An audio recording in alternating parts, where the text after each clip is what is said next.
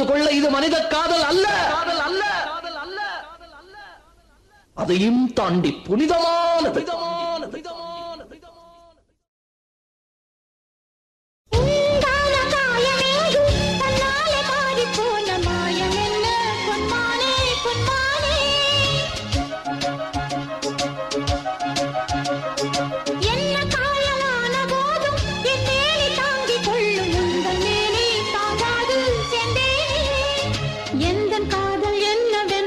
சொல்லாமல் ஏங்க ஏங்க அழுகை வந்தது.